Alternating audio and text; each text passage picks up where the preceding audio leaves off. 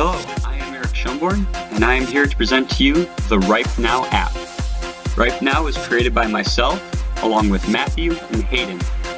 Ripe Now was designed to be an app to help the average shopper be able to decide if produce was ripe enough for their needs. Ripe Now uses facial recognition to decide if a fruit is ripe or not ripe, along with vegetables, and will tell the user about how long the shelf life is left, along with giving recipes for given produce and the ability to submit recipes for a given produce. To start us off, Hayden is going to be explaining, narrated by myself, the first basic functions of this application. So when you first open the app, after it gives you the icon, you will be brought to this page right here, which will be the camera page.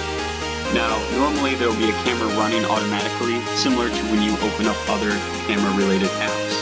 However, let's say you're not actually at the store yet, and you are just on your couch, and you're trying to think of how long a banana will normally stay ripe. So instead of taking a picture, because you don't have a banana in front of you, you can just look up an item. Now this also works if someone doesn't have a banana, doesn't have a camera on their phone, or if their phone is about to die and it won't open the camera, they can still get reasonable feedback on the produce that they are looking at. However, you cannot get specific details on said item because there is no item in front of you. The ripeness of a banana would vary by banana, and this is just to look up general facts. So let's say now you want to know exactly how ripe this banana is. So you're at the store and you're trying to figure out which one to buy, or you have a banana sitting on your counter, it's got those funny spots growing on it, and you're not sure if it's ready to be eaten or if it's be thrown out. So what we can do is we can take a picture, and it will ask you to make sure that it recognized the right thing. So retake, when you retake your picture, or yes, we are sure that that is what we wanted. So it's telling you that this banana has a shelf life of so many days, it is ready to eat, if it's not ready to eat, stuff along those lines. The one, like, everyone can just look at a banana and know, but harder things like avocados, cucumbers, fruits and vegetables that aren't easy to tell how ripe they are just by looking at them. Now, after you've taken a picture, or if you go back and just do the regular search, whichever one you'd rather, you can look up tips on how to keep them good, what to go with, different information that may be helpful to the user. For example, if you read somewhere on Facebook that if you hold bananas upside down or store them in a dark cupboard, they'll last longer, but you're not sure if this is real or not, you can either A, go to Google and search it and type in all those pesky letters, or you can just take a picture of a banana in front of you and check the details on how you should keep it and what is a ripe banana and what is not a ripe banana. So that is the primary function of this application. Again, it is recognizing and telling you what type of produce you have just taken a picture of. Being able to look up produce and being able to find helpful tips on how to keep it right and how to know when it is right.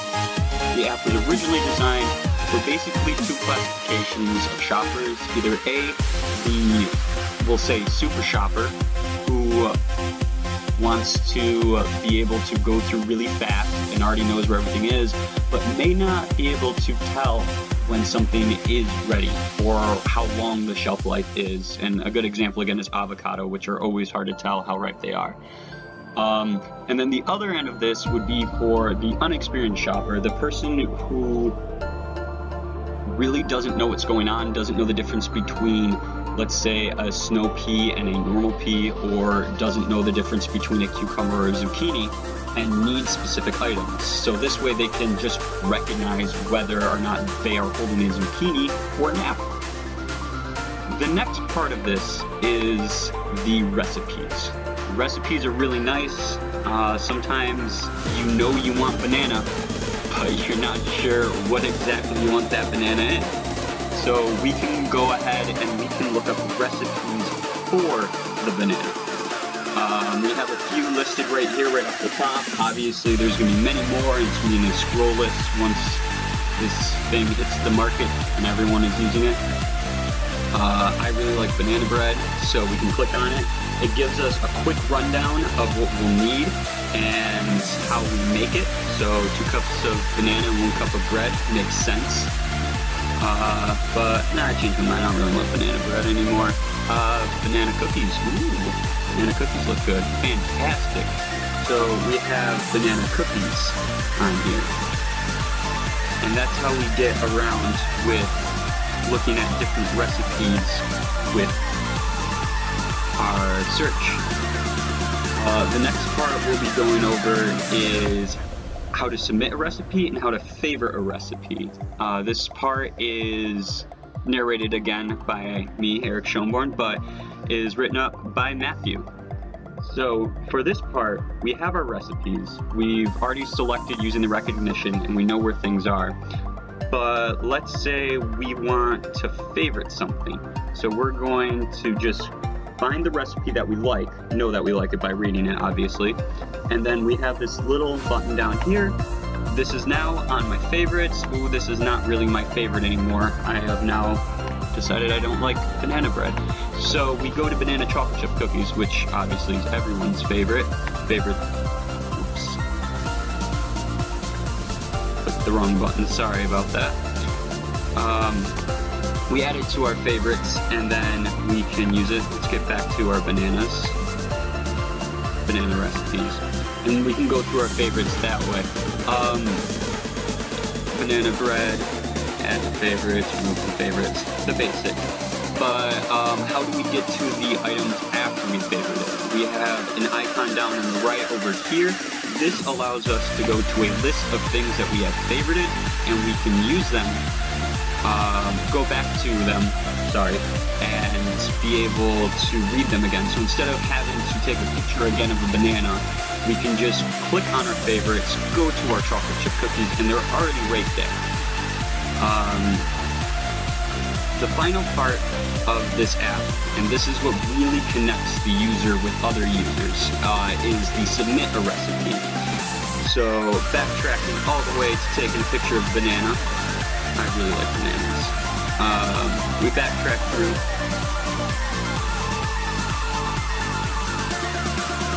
Sorry. My mouse is double clicking for some reason. Banana. Yes. Banana recipe. There we go. Apologies. Alright, so we go through the list of banana recipes that other users have posted, and we decide that, you know what? I have a better recipe. And so we're going to go down to the submit recipe, which is the final functionality of this app. Submitting the recipe, we would have to put the name, the image, like a picture and product, what are we making, and then details of how we would make this thing. So let's say that we were going to fill this out with banana rings. Banana rings sound delicious. I bet they're deep fried. We have the ingredients and everything down, so then we would go to the submit, and we have submitted our recipe. Now everyone can go and look at our recipe for deep fried banana rings, which sounds absolutely delicious. Back to home. So this is the Ripe Now app. It is going to revolutionize the future of buying produce from stores, and we really hope you enjoyed it. Our expectations that came along with this were to have a really fast way for people to access information about this. So instead of going and opening your browser app, typing in the search of how to do it and decide which link to click, this is just a really fast, streamlined way to bring up information on how good this is. How good is this apple? How good is this banana? Another concept that we added on after we got this going was the idea of sharing recipes, because you have your food, fantastic. Bananas are good by themselves, but apples are pretty terrible by themselves. So we want to be able to make them into something better, like an apple pie, or pear bread, or an apricot salad, things that people will enjoy and be more impressed with. And then the final feature, the idea that really brought this thing home, was the ability for users to submit their own recipes. So we're not just having a online database of recipes that have been pre-submitted. These are recipes that anyone can come up with. So peanut butter and apple pie, or banana anything. Changes, we mostly were just adding things on. We weren't really removing much. The hardest thing and the most change we did was after we did our wireframe draw, we realized that our navigation wasn't the best. We had a lot of linear thinking process, so we're going to go through this process and then we're going to end back at the beginning. We didn't really have cop-outs for, oh, I'm going to start doing this, and then I decided I don't want to do this anymore. So a lot of our changes going from our first low fidelity prototype to the wireframe and then finally to the high fidelity was these little tricks to be able to undo and go back and navigate a lot more fluidly. The biggest changes were from our original draw to the wireframe, which was adding more features such as the recipes and the sharing. And when it comes to our expectations for usage, a lot of our testing were even faster than what we expected. We were going around the 15-second range to be able to do something, which I will admit was on the high end, but anything more than 15 seconds you probably could just use the browser for. But then we dropped it. After the low fidelity testing, we got around 5 to 7 seconds average. We dropped our expectations to 7 seconds, and then for our higher fidelity test, we were actually hitting around 3 seconds by just explaining that beforehand that the camera is not a working camera, so if it is the item that you expected, just click yes. That saved a lot of time. Finally,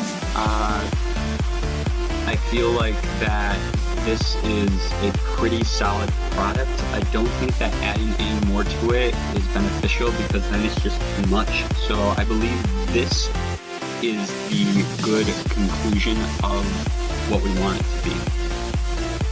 So in conclusion, we know you're excited, we know we're excited, and we can't wait to have you using right now.